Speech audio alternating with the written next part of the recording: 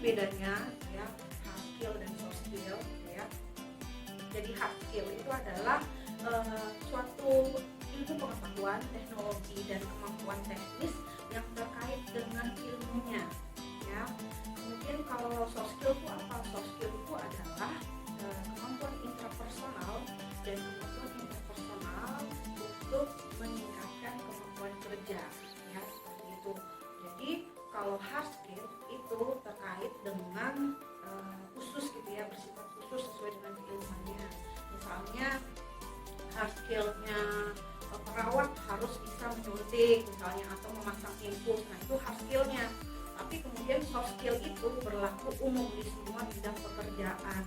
Jadi misalnya soft skillnya harus bersifat sopan gitu ya, atau misalnya bisa bekerja sama dengan orang lain, kemudian berintegritas atau jujur, nah itu adalah soft skillnya. Jadi soft skill itu untuk semua bidang pekerjaan dibutuhkan gitu ya.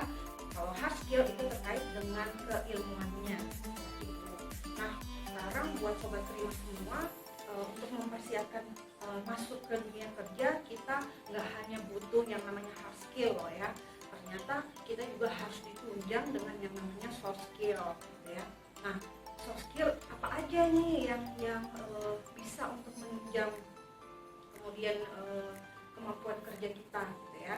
Nah salah satunya adalah bagaimana caranya kita bisa menjadi pribadi yang menyenangkan seperti itu. Nah hari ini saya akan membahas satu soft skill gimana sih supaya kita bisa menjadi pribadi yang menyenangkan gitu ya ketika kita berinteraksi dengan orang lain, baik itu di dunia kampus ya atau di institusi pendidikan, maupun nanti kita ketika kita berkarir di sebuah instansi atau di kantor seperti itu. Nah menjadi pribadi yang menyenangkan pertama itu adalah murah senyum ya. Jadi senyum itu berdasarkan beberapa penelitian, senyum itu ternyata dapat merekayasa kondisi dari seseorang. Misalnya orang itu lagi sedih, misalnya kita lagi sedih, tapi kita dalam kesedihan kita tersenyum gitu ya.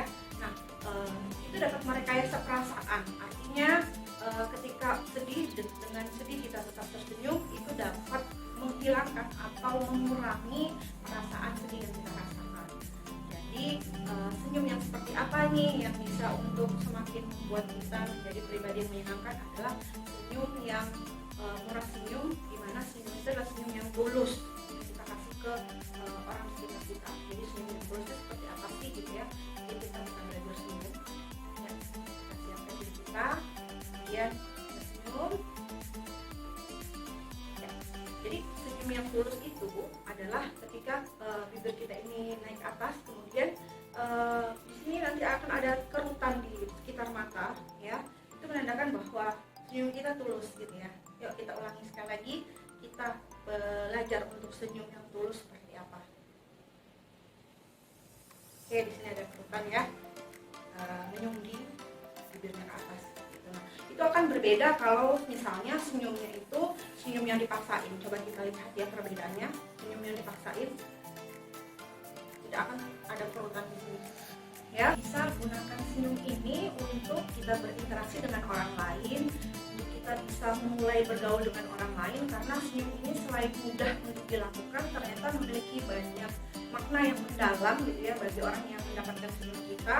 Dan ternyata satu senyum yang tulus itu dapat meruntuhkan kekerasan hati gitu ya, dan juga dapat meruntuhkan kemarahan. Jadi ternyata senyum itu memiliki banyak atau berjuta keajaiban gitu ya. Jadi mulailah hari kita, dan ketika kita bertemu dengan orang lain, kita bisa mulai dengan tersenyum. Oke, lanjut cara yang kedua, soft skill untuk supaya kita bisa menjadi pribadi yang menyenangkan untuk orang lain. Yang kedua adalah hindari sikap menggurui orang lain ya. Kita seringkali nggak sadar gitu ya, nggak sadar kalau ternyata kita itu menggurui orang lain. Misalnya seperti apa sih kata-kata yang kita gunakan ya. Sikap menggurui orang lain itu biasanya identik dengan kata-katanya yang digunakan adalah kata-kata perintah. Misalnya seperti kamu kerjain ini ya, kamu kerjain itu, dan Anda kerjakan yang itu. Oke, seperti itu adalah kata-kata perintah ya. Jadi kadang itu menjadi dalam tanda kutip akan sulit diterima oleh orang lain. Kenapa? Karena menggunakan kata perintah gitu ya, seolah-olah menggurui, seolah-olah dia lebih tahu, seolah-olah dia lebih sok gitu ya. Nah seperti itu. Nah jadi gimana dong kata-katanya bisa kita ubah gitu ya, bisa kita ubah menjadi kata-kata ajakan gitu ya, kalimat ajakan ya. Misalnya seperti apa? Yuk kita sama-sama ngerjain tugas presentasi yuk gitu misalnya gitu, atau kita mengajak mereka misalnya pergi kemana gitu ya. Nah itu dengan kata-kata ajakan ya, karena ternyata kata-kata ajakan itu lebih mudah diterima oleh orang lain dibandingkan dengan kata-kata atau kalimat perintah seperti itu. Jadi teknik yang kedua itu adalah hindari sikap menggurui ya, dan ubahlah kalimat perintah gitu ya dengan kalimat ajakan. Baik, Sobat Prima, hari ini 2 soft skill dulu yang saya bagikan hari ini. Mudah-mudahan bisa bermanfaat untuk teman-teman mempersiapkan diri di dunia kerja itu, dan bisa diaplikasikan juga dalam kehidupan sehari-hari. Terima kasih atas perhatiannya. Mohon maaf jika ada kesalahan. Saya akhiri. Wassalamualaikum warahmatullahi wabarakatuh dan sampai jumpa.